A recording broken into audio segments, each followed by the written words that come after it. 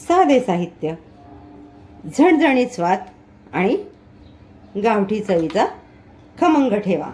शेंगदाणा कांदा चटणी एकदम मेजवानीच, प्रत्येक घासाची शान. या चटणीची खासियत म्हणजे तिचा खमंग स्वाद, झणझणीत तडका आणि कमी वेळात तयार होणारी. चला तर मग बनवूयात ही अस्सल गावठी चवीची सुपरहिट चटणी. गरम पॅनमध्ये मी घालून घेते फोडणीसाठी 2 चमचे तेल. आपलं गरम झालेलं आहे. यामध्ये पाव चमचा मोहरी, 7 ते 8 कढीपत्त्याची पानं, अर्धा चमचा जिरं. जिरं, मोहरी, कढीपत्ता छान तडतडायला लागला की आपण यामध्ये घालणार आहोत अर्धा चमचा लसणाची पेस्ट. ते आपल्याला 2 मिनटं परतून घ्यायचे, तिचा कच्चापणा जाईपर्यंत.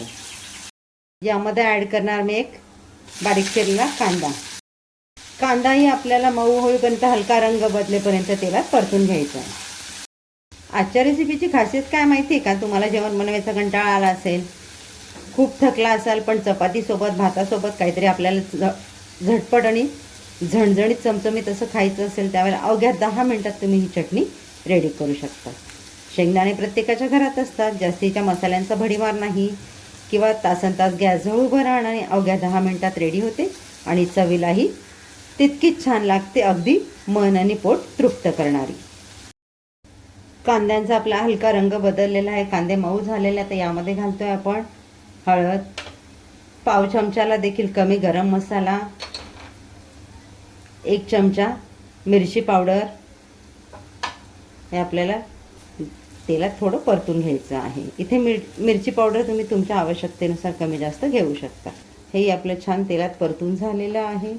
आता यामध्ये आपण घालून घेऊयात आपलं तयार केलेलं शेंगदाण्याचं कूट. अर्धी वाटी मी शेंगदाणे गॅसवर छान कुरकुरीत होईपर्यंत भाजून घेतले.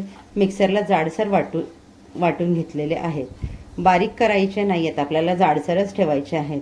ज्यावेळेला आपण ही चटणी खाणार, शेंगदाण्याचा जो आपल्या दाताखाली क्रंच येतो ना, तो खूप छान लागतो. त्यामुळे वाटप करताना शेंगदाणे जाडसरच ठेवायचे आहेत. हे देखील आपल्याला सर्व मसाल्याबरोबर परतून घ्यायचं आहे. हे सर्व परतताना आपली गॅसची फ्लेम मीडियम आहे. शेंगदाण्याचं कूट आपलं मसाल्यांबरोबर छान परतून झालेलं आहे. तर इथे आपण अर्धी वाटी शेंगदाण्याचं कूट वापरलेलं आहे, त्यामुळे मी 1 वाटी गरम पाणी ठेवलेलं आहे. तुम्हाला हवं किती पातळ किती घट्ट त्यानुसार पाणी कमी जास्त घेऊ शकता. यामध्ये आपण गरम केलेले 1 वाटी पाणी घालून घेऊया. एकदा मिक्स करून घेऊयात आणि यामध्ये घालूयात चवीनुसार मीठ घालून एकदा मिक्स करून घ्यायचं आहे.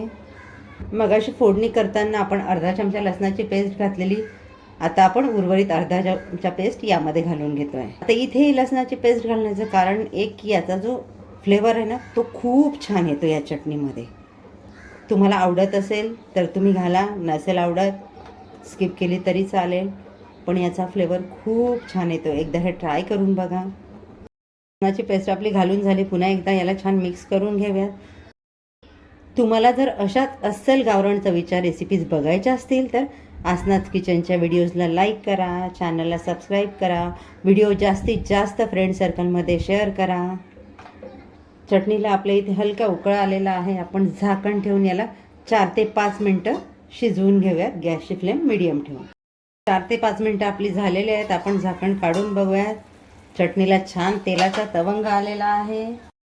एकदा याला मिक्स करून घेऊयात. आता तुम्हाला चटणी किती पातळ किती घट्ट हवी आहे त्या अनुषंगाने तुम्ही यामध्ये पाणी ॲड करा. चटणी आपली आता इथे रेडी झालेली आहे. तिचा घमघमाटही अगदी छान सुटलेला आहे. तुम्ही एकदा नक्की ट्राय करा ही झटपट होणारी गावठी स्वाद असलेली झणझणीत चटणी.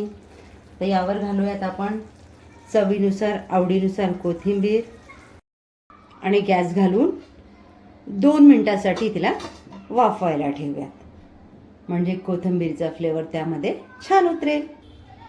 खमंग स्वाद, झणझणीत तडका आणि कमी वेळात तयार होणारी अस्सल गावठी चवीची सुपरहिट शेंगदाणा कांदा चटणी तुम्ही एकदा नक्की ट्राय करा. भेटूयात पुढच्या व्हिडिओमध्ये एक नवीन रेसिपीसह. तोपर्यंत आसनास किचनचे व्हिडिओज एन्जॉय करा. थँक्यू.